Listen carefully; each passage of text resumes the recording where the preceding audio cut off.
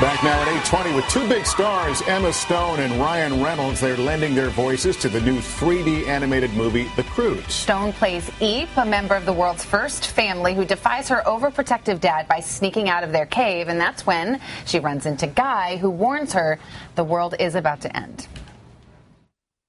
I'm Guy. Guy.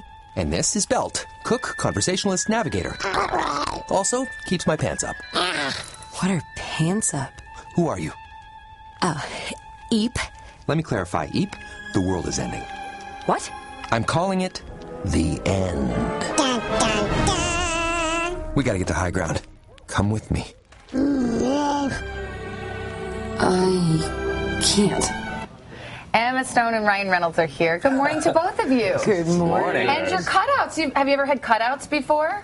Yeah, these are our wallet-sized ones. Yeah, it's we good. carry with us. Yeah, there are wherever we go. literally dozens. How was this doing an animated film for the first time? Was it fun, Emma? It was really, really fun. I didn't quite realize how much fun it was going to be.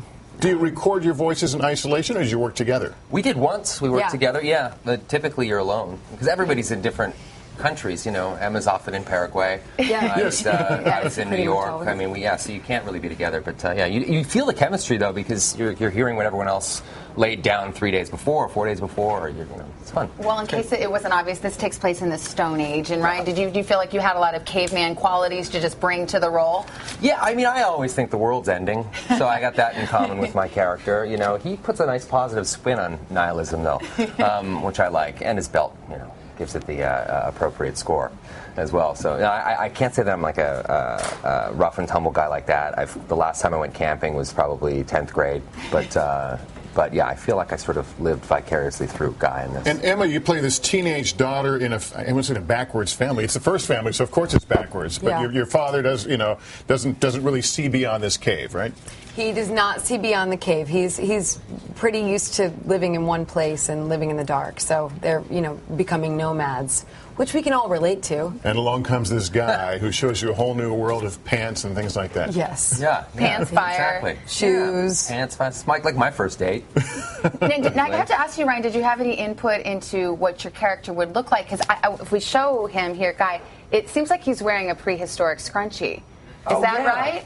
Yeah, I was, I watched a lot of Jane Fonda workout videos before we shot the And that movie. animal you have around, called Belle, it's like a fanny pack. It is. It's kind of like the prehistoric, actually, the fanny pack. It was the very first one ever invented. This is before drug dealers wore them. So yeah, that's what that is. Or Dad's at Disney World. Or Dad's at Disney World. Yeah, it's a fine line with the fanny pack. You have to be very careful. And then Emma, at some point you discover shoes for the first time. How did that go?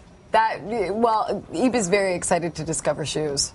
I think it's kind of, It's universal. women in shoes. Yeah. Yeah, there's a lot of screaming involved. I think I read, Emma, that you were so expressive in the audio booth as you read your part that they actually incorporated some of your expressions into the final character. And when you look at her, do you kind of see that? Sometimes I sort of see it, but I don't really look at myself in the mirror while I'm talking. Like there's a monitor behind you right now, and I can see my face, and it makes me want to die. You're so right there. it's really I don't know what I whole look like when I country talk, seeing you. but apparently it's.